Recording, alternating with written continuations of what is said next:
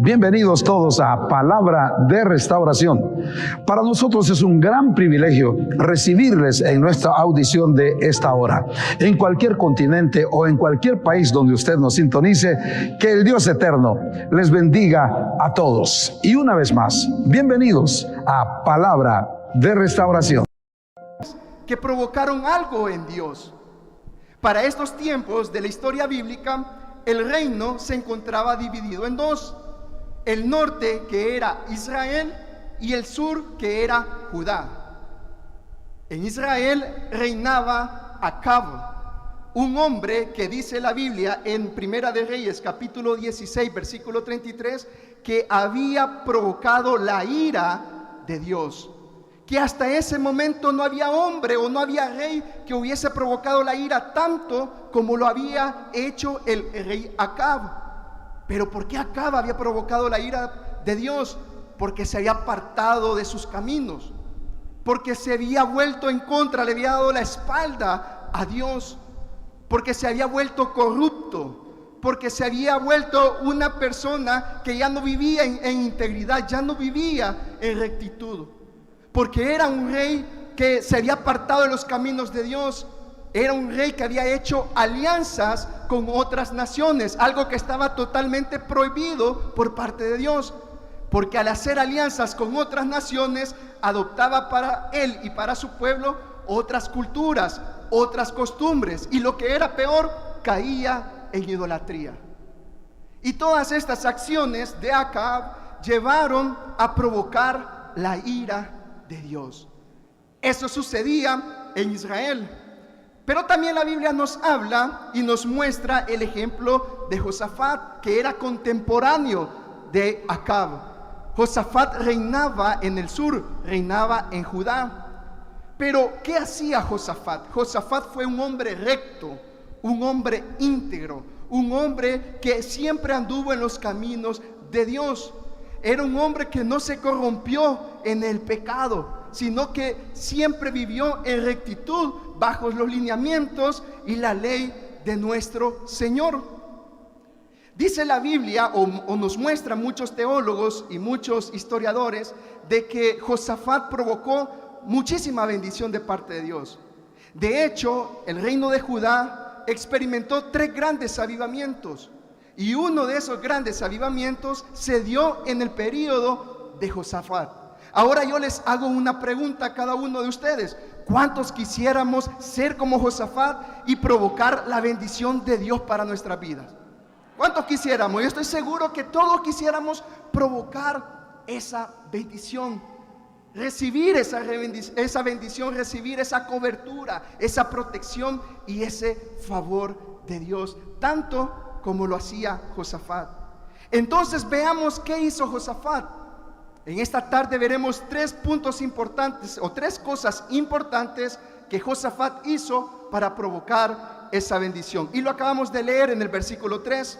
Encontramos el primer punto. Acompáñenme por favor. Versículo 3. Dice: y Jehová estuvo con Josafat. Mira cómo inicia. Y Jehová estuvo con Josafat. ¿Cuántos de nosotros queremos que el Señor esté con nosotros? Porque cuando yo leo esta expresión, que Jehová estuvo con Josafat, me imagino que Dios estuvo respaldándole, que el favor de Dios estaba con Josafat. Y yo quiero el favor de Dios, no sé si usted lo quiere. Yo quiero la presencia de Dios en mi vida. Entonces quiero ver, o veamos qué es lo que hizo Josafat para que Dios estuviera con él. Dice: y Jehová estuvo con Josafat porque anduvo en los primeros caminos de David su padre, y no buscó a los Baales, sino que buscó al Dios de su padre, y anduvo en sus mandamientos y no según las obras de Israel. Número 1, ¿qué hizo Josafat? Dice la Biblia y nos muestra que buscó y permaneció en los caminos de Dios. Buscar y permanecer en los caminos de Dios. Mis hermanos y mis amigos, buscar los caminos de Dios es algo fácil. Es algo sencillo. Usted puede ir a la iglesia, usted puede orar, usted puede leer la Biblia. Es fácil buscar los caminos de Dios. Lo difícil es permanecer en ellos. Eso es lo complicado, y ese es el verdadero reto para cada uno de nosotros: permanecer en los caminos de Dios. ¿Por qué es difícil permanecer en sus caminos? Porque llega la prueba, llega la tentación, llega todo lo que el mundo nos ofrece, y en muchas ocasiones nos arrebatan, nos alcanzan, nos llenan tanto esas cosas materiales o las cosas terrenales, que nos apartan de poder seguir en el camino de Dios. Esto fue lo que hizo Josafat: buscar y permanecer en los caminos de Dios. Ahora bien, la pregunta es para ti, mi amigo y mi amiga: ¿en qué camino te encuentras? ¿En qué camino tú te encuentras en este momento? ¿Cuál es el camino que tú has emprendido? Porque la Biblia nos muestra claramente que son dos caminos, hermanos. Amén. Son dos caminos. Hay un camino que nos lleva hacia la salvación, hacia la vida eterna, pero también hay otro camino que nos lleva hacia la condenación, hacia el sufrimiento, hacia la perdición. Entonces tú, mi amigo y mi amiga, que aún has recibido a Cristo como el Salvador de tu vida, yo te pregunto: ¿en qué camino te encuentras? Para saber en qué camino nos encontramos o se encuentran, acompáñeme a Isaías capítulo número 53. Isaías capítulo número 53.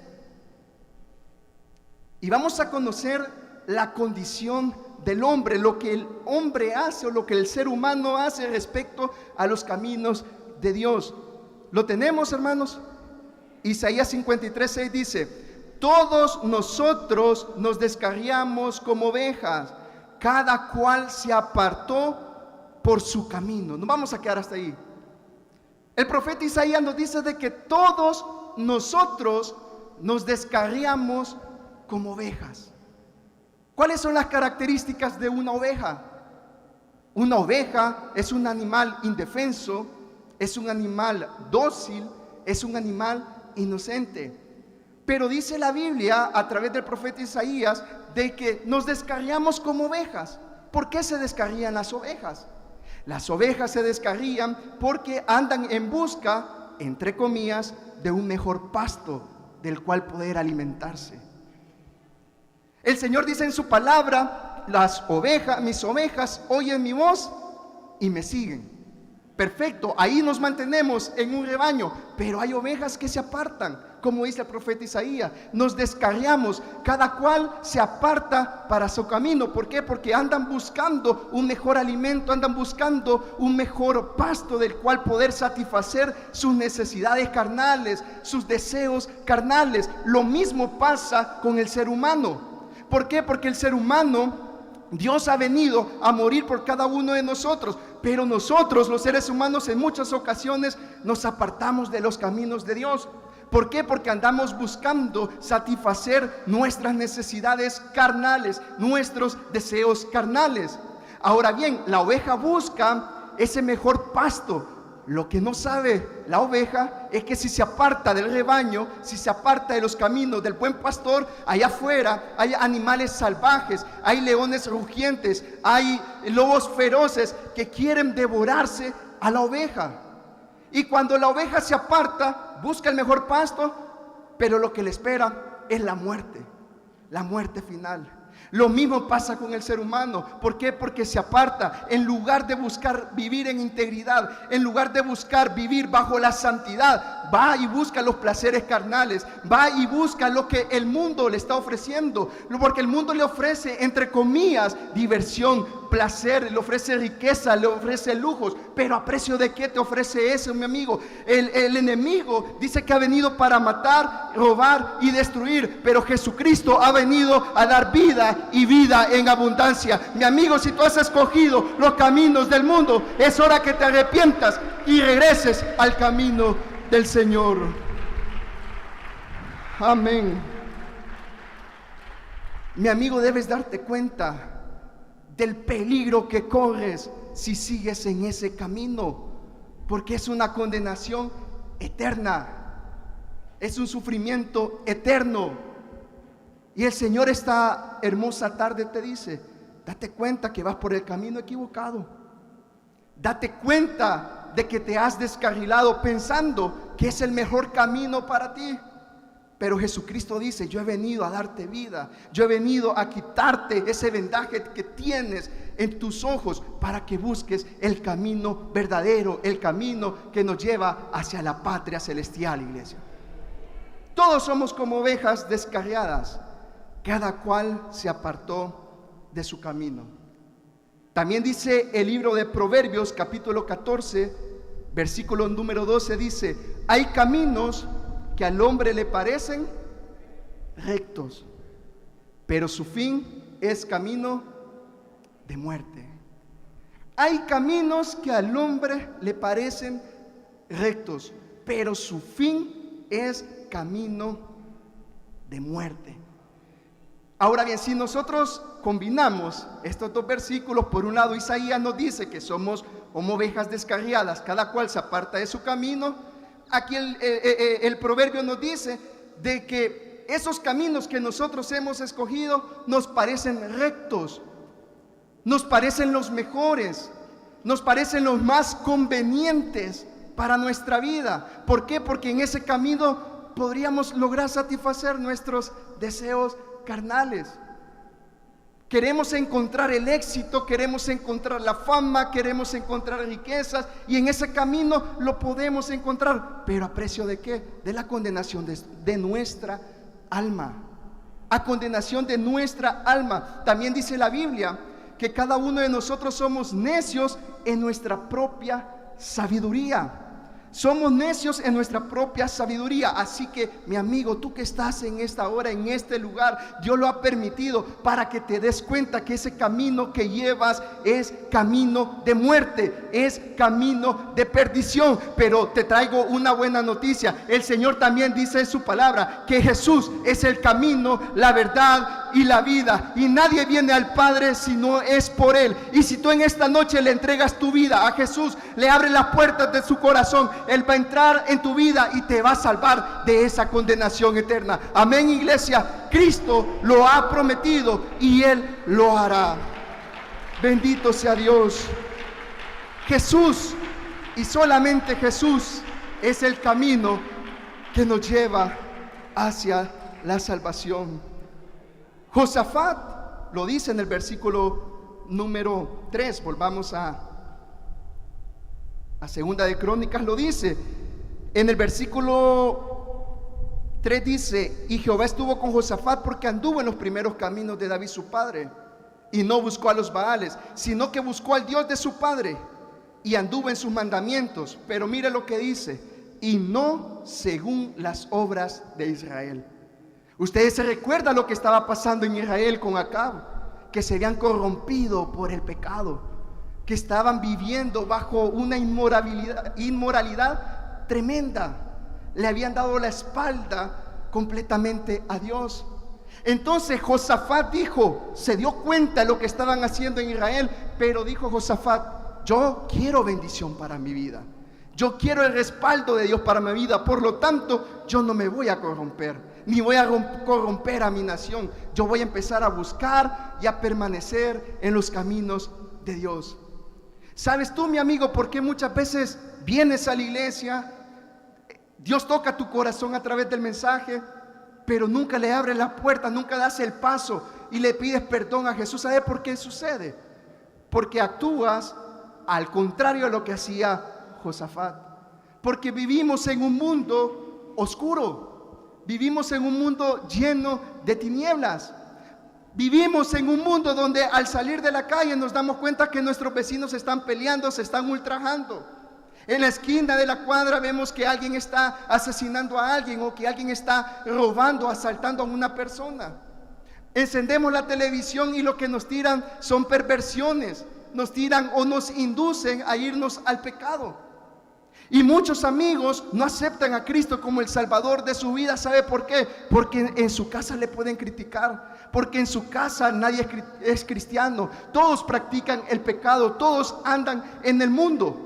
Pues mira lo que hizo Josafat. Por más que en Israel estaban viviendo bajo el pecado, él dijo, él se plantó, no, yo voy a buscar y voy a permanecer en los caminos de Dios. Lo mismo tienes que hacer tú, mi amigo y mi amiga, en esta hora. No debes de fijarte en lo que el mundo está haciendo, no debes de preocuparte en lo que van a pensar sobre ti, no, que no importe la opinión de tu propia familia, de tus amigos, si tú vienes a esta hora a los pies de Cristo. ¿Sabes por qué? Porque nosotros, la iglesia amada de Cristo, nosotros no pertenecemos a este mundo. Por eso no tenemos que hacer las cosas que hace este mundo, porque aquí dice el Señor en su palabra que solamente somos pasajeros. Estamos en este mundo, pero no pertenecemos al mundo. Nosotros, iglesia amada, pertenecemos a un lugar más alto, a un lugar más glorioso. Nosotros pertenecemos a la patria celestial, y un día estaremos con nuestro Padre y lo vamos a exaltar y lo vamos a adorar por la eternidad. Amén, iglesia. Lo vamos a disfrutar por la eternidad.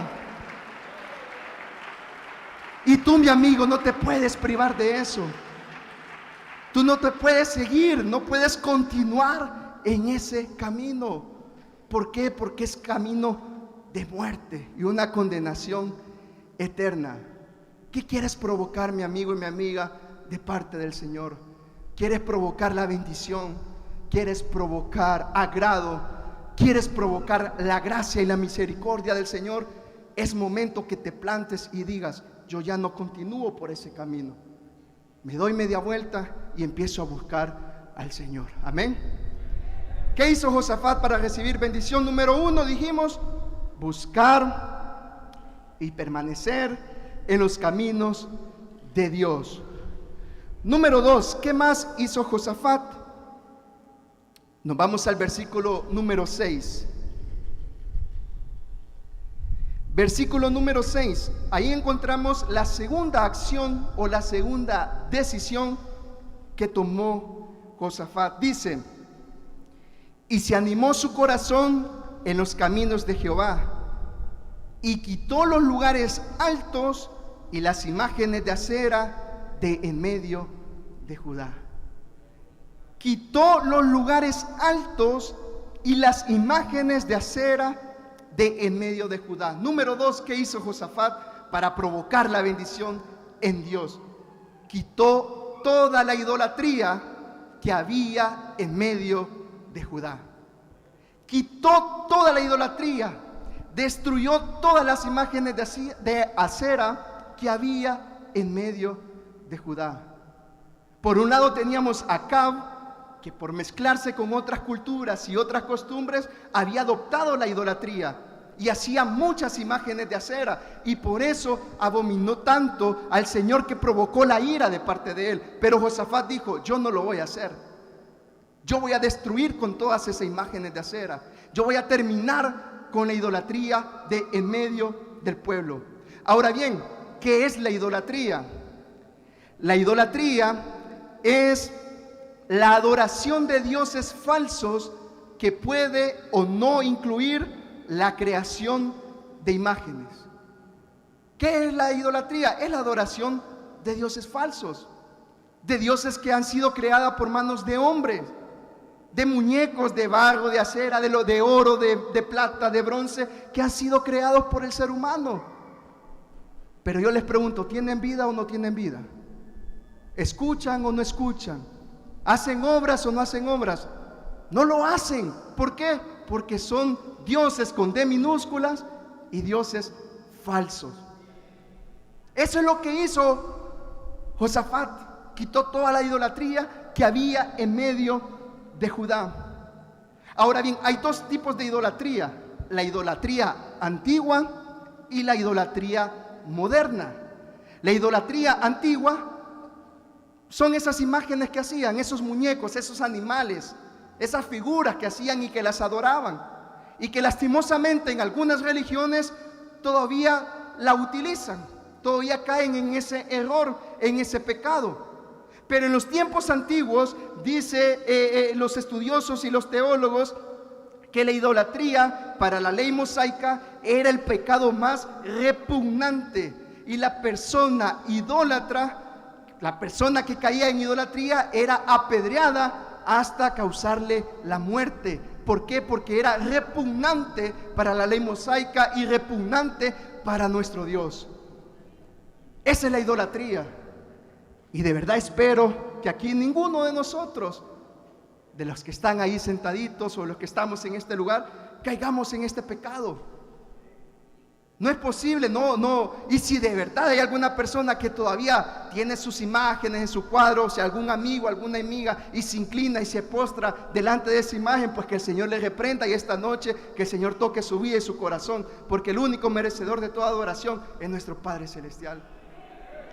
Pero, ¿qué pasa con lo demás, con la idolatría moderna? Porque usted me podría decir: hermano, yo no tengo idolatría. Yo no me postro ante esos muñecos. Yo no me postro ante esas imágenes. Al contrario, nosotros señalamos a esas personas de otras religiones que lo hacen. Pero ¿sabe algo? De una forma indirecta, sí caemos bajo la idolatría. ¿Por qué? Porque es cierto, no tenemos esas imágenes, no nos postramos ante esas imágenes, ante esa figura. Pero hay otros tipos de idolatría en el cual en muchas ocasiones caemos, cometemos el error de adorarle, de darle alabanza. Uno de esos es este aparatito, el celular. ¿Cuántas personas cristianas y no cristianas no podemos apartarnos del celular? Lo dejamos en nuestra casa, nos vamos hacia nuestro trabajo y nos damos cuenta que no llevamos el celular. Nos entra una preocupación, hermanos. Nos entra una aflicción tremenda. ¿Por qué? Porque no nos podemos desprender del celular. Sentimos que vamos a pasar un día aburrido, porque no vamos a poder chatear con nadie, porque no vamos a poder ver las redes sociales, porque no vamos a poder escuchar música, porque no vamos a poder ver el TikTok, los videos de YouTube. Pensamos que nuestro día se va a venir abajo. ¿Por qué? Porque no andamos el celular con nosotros. Y algunos que hasta dos tienen, hermano. ¿Cuántos tenemos nosotros? Yo tengo dos, el del trabajo y el de la empresa. Pero caemos en ese error de ocupar la tecnología como idolatría. La idolatría, hermano y hermana, es todo aquello que está ocupando el lugar que Dios debería ocupar en nuestros corazones. Es todo aquello que nos está apartando o impidiendo de poder ver la gloria de Dios en nuestra vida. Y no solo este aparato. Muchas veces cometemos el error de rendirle nuestra adoración o de darle nuestra atención a personas, a nuestro trabajo, a una casa, a un carro, a personas famosas, artistas, deportistas, etcétera. Y uno, hermano, al menos en mi caso, yo tengo que ser sincero, tengo que ser honestos, porque cuando yo leo esta parte de la Biblia, realmente el Señor a mí me hace pedazos. Y yo vengo acá y les comparto la bendición de lo que Dios hace en mi vida, porque me hace pedazos. ¿Por qué? Porque en muchas ocasiones yo he sido idólatra. En muchas ocasiones yo he preferido otras cosas antes de consagrarme a los caminos de Dios. En muchas ocasiones yo he preferido quedarme en mi casa viendo televisión, viendo un partido, viendo una serie, una película, antes de venir a la iglesia. Aquí debemos de ser honestos. No podría parar aquí y mostrarles mi santidad y mostrarles que yo soy santo, que yo soy perfecto, que no cometo errores. Claro, yo he cometido muchos de estos errores y estoy seguro que no solamente yo, sino que aquí habemos varios.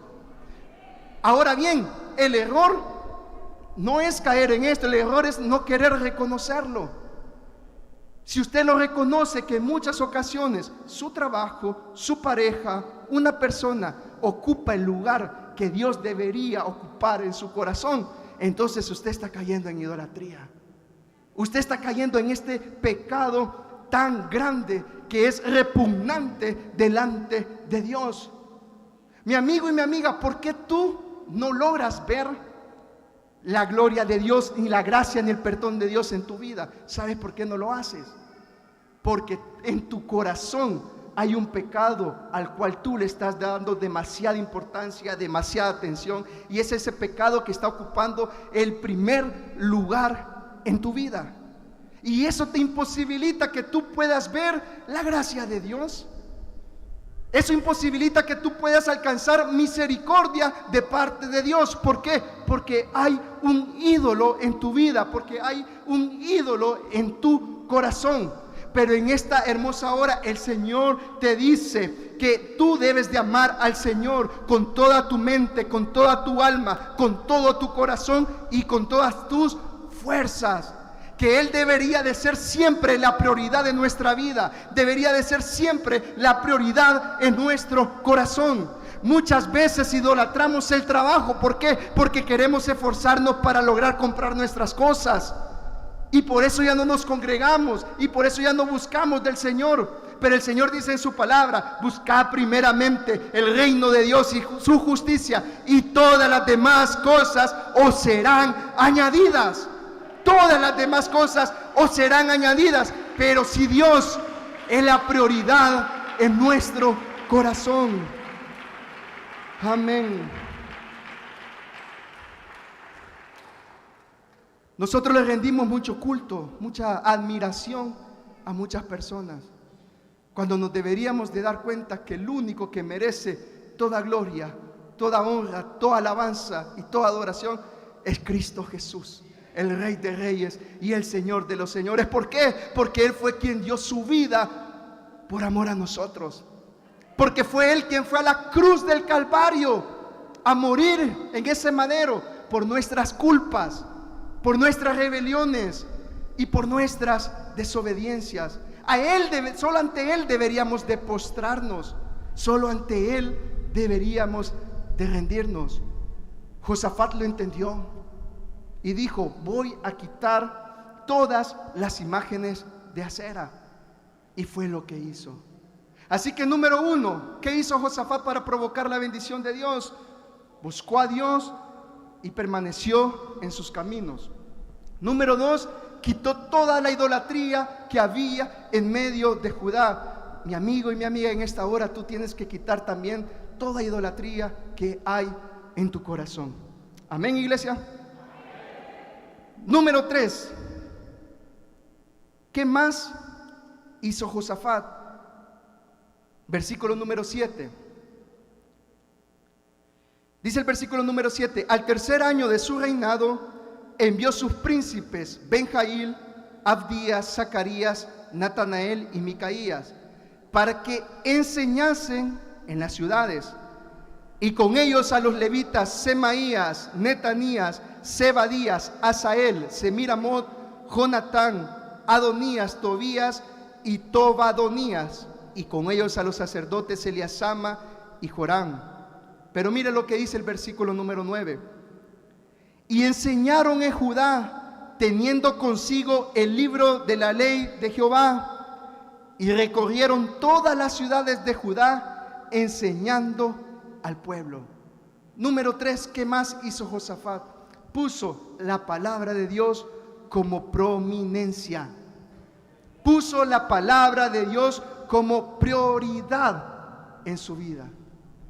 Mandó a todos estos príncipes, a los sacerdotes y a los levitas, para que fueran y anunciaran, y no solamente anunciaran, sino que también enseñaran la ley del Señor, que enseñaran su palabra.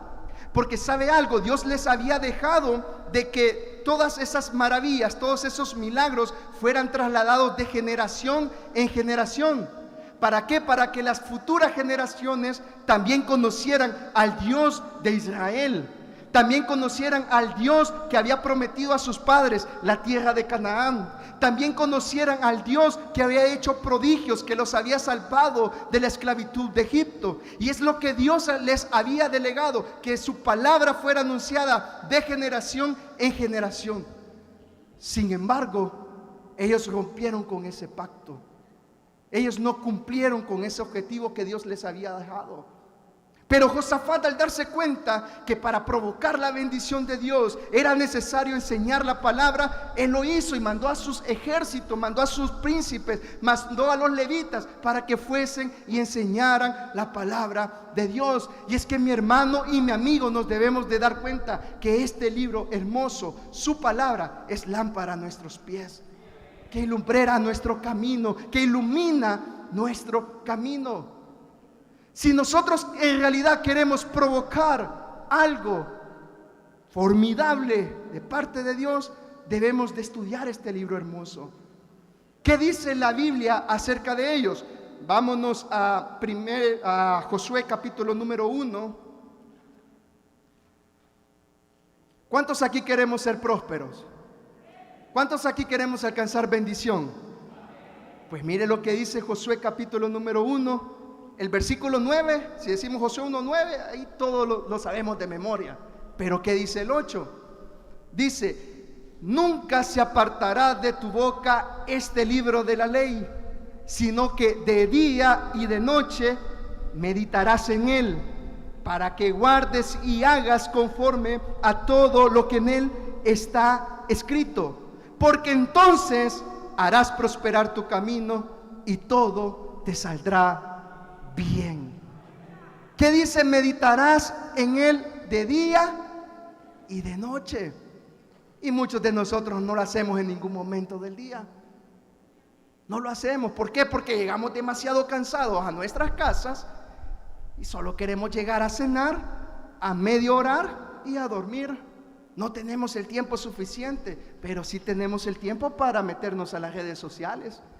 Sí tenemos tiempo para ver una película, para ver la tele. Tenemos tiempo para todo, menos para leer la palabra de Dios. Josafat entendió que para poder provocar la bendición de Dios tenía que conocer a Dios. ¿Y cómo se conoce a Dios? A través de su palabra. El Señor dice: mis ovejas oyen mi voz y me siguen. ¿Cómo escuchamos nosotros la voz del Señor? A través de su palabra. ¿Sabes, mi amigo y mi amiga, por qué tú nunca vienes a los pies de Cristo? Porque tú no conoces a Cristo. No lo conoces. Escuchas que hubo alguien que vino a salvar nuestras vidas, pero no lo conoces. ¿Y sabes por qué no lo conoces? Porque no lees la Biblia. Pero no lees la Biblia y no es culpa tuya. Simplemente tú te has apartado de los caminos de Dios. Pero en esta hora el Señor ha sido grande en misericordia, que te tiene en este lugar y te da la oportunidad para que a través de esta palabra pueda llegar hasta tu corazón y te des cuenta que tú necesitas conocer cada día más de nuestro Señor Jesucristo, porque si nunca lo conoces, es imposible que tú puedas venir a los pies de Él. Estas tres cosas hizo Josafat, y con esto casi voy a ir terminando. Buscó y permaneció en los caminos de Dios, quitó la idolatría en medio de Judá y puso la palabra de Dios como prominencia o como prioridad. Ahora bien, ¿qué hizo el Señor? Dice el versículo número 5, siempre en Segunda de Crónicas. Dice: Jehová, por tanto, confirmó el reino en su mano, y toda Judá dio a Josafat presentes, y tuvo riqueza y gloria en abundancia.